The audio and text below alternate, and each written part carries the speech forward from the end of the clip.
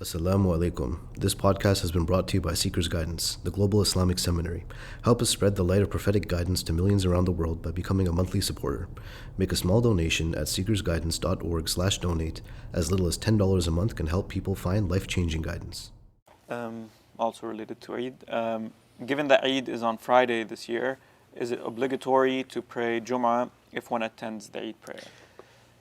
Yes, this is a common question. The position of the overwhelming majority of Islamic scholarship is that yes, if Eid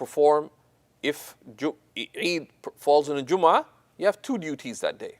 You have the duty of Eid prayer and you have the duty of Jumu'ah prayer. And one duty is not lifted by others. Right? And the Friday prayer is of the most emphasized of responsibilities. There are some texts that would appear possibly to indicate that. However, they're understood in context. It's a very simple context. That if Jumu'ah is not obligatory on people who live in villages. Right? Now, the people who lived around Medina would also come for Eid, even though those who are living outside Medina, who are not part of the city of Medina, right? They did not perform Jumu'ah. But they came for the Eid prayer. But then they returned back to these outlying areas. So they were exempt from Eid, from Jumu'ah prayer. They did Eid, they came with the Muslims they used to gather on the outskirts of Medina in the Musalla al-Eid, in the gathering place of Eid, but then they went back to their families. So those texts apply to them, they don't apply to someone who's resident.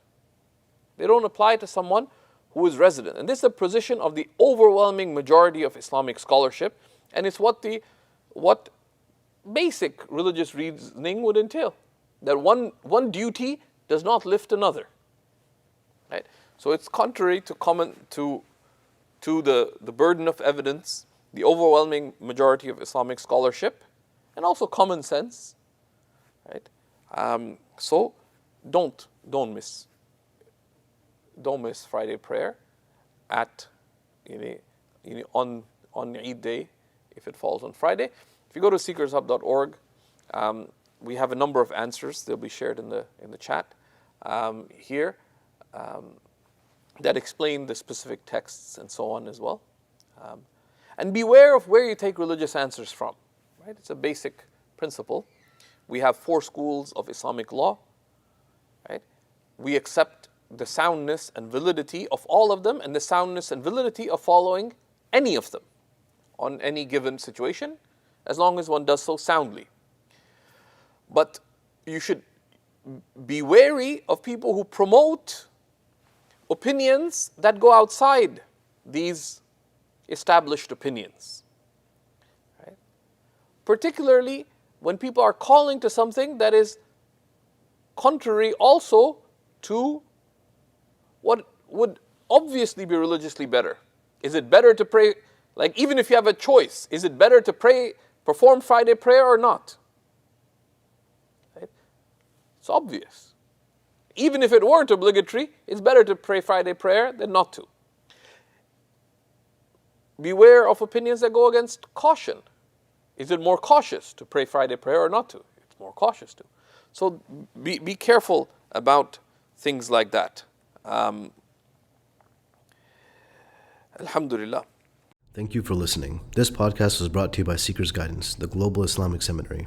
Visit SeekersGuidance.org to access reliable Islamic knowledge taught by qualified teachers. We offer a wide range of courses, podcasts, articles, and a world-class answer service. Support us in spreading free, reliable Islamic knowledge to millions around the world by becoming a monthly supporter. Visit SeekersGuidance.org/donate and make a small monthly commitment today. Our beloved Prophet, peace and blessings be upon him, said, "Whoever guides someone to goodness will have a similar reward." So don't forget to share this podcast and spread prophetic guidance.